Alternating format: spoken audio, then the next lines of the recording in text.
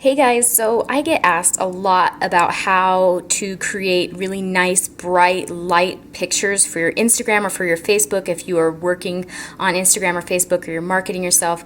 I get asked a lot about how to make pictures nice and light and bright, and I do highly suggest making sure that most of the pictures that you post have more white in them, because just naturally as humans our eyes are more drawn to white.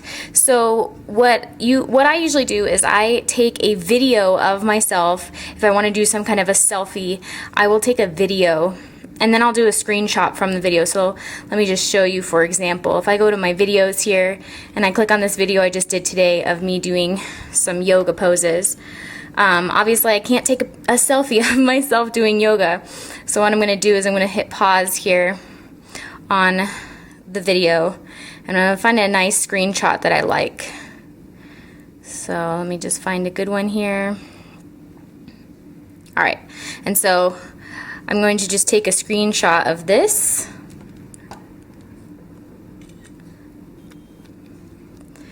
And then what I'm going to do is I'm going to go, actually what I usually do a lot of the times for my video or photo editing is I just do it on Instagram mostly. So what I'm going to do is I'm going to go to Instagram. And then I'm going to go ahead and use the photo, the screenshot I just took. And I'm going to make sure I kind of crop it in here, make it the photo kind of tight and symmetrical. And then I'm going to click next. And the only filter that I ever use on Instagram is called Clarendon. Sorry, Clarendon. And usually, so you'll tap on it. If you tap on it a second time, it'll pop up a slider here. And most of the time, if I have it at 100%, it puts too much contrast, or it makes the photo look kind of too bluish. It cools it down too much.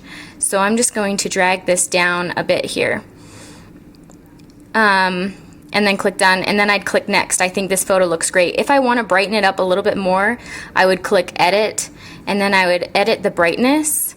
Now you'll notice though when you edit the brightness too much that you start losing the contrast, that other things start turning really light. Here, let's see if I can zoom in here for you guys.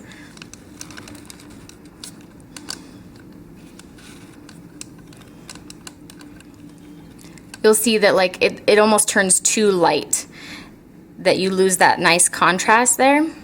So what you can do is you can still turn up the brightness and then click on done and then go to contrast on here and then bring the contrast back up.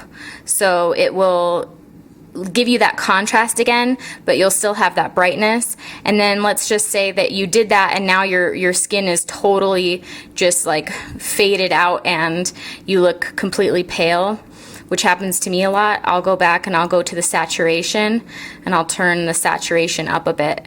I don't usually make it too much because you get too much saturation and it just looks funny.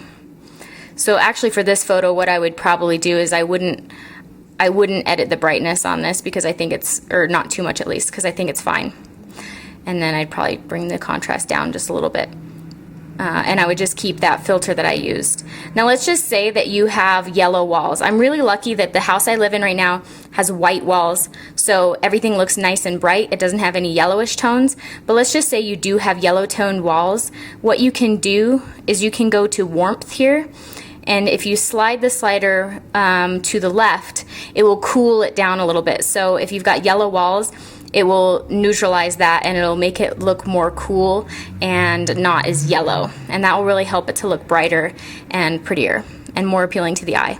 So then I just click on next, type in my information, and then I usually share to Facebook and to Twitter, and then just click share. So that's how I brighten up my photos. If you guys like this video, give it a thumbs up. Please make sure you like and subscribe, and go ahead and check me out on Instagram. I'm at Mommy in Love with Fitness, and I hope I will see you guys there. Okay.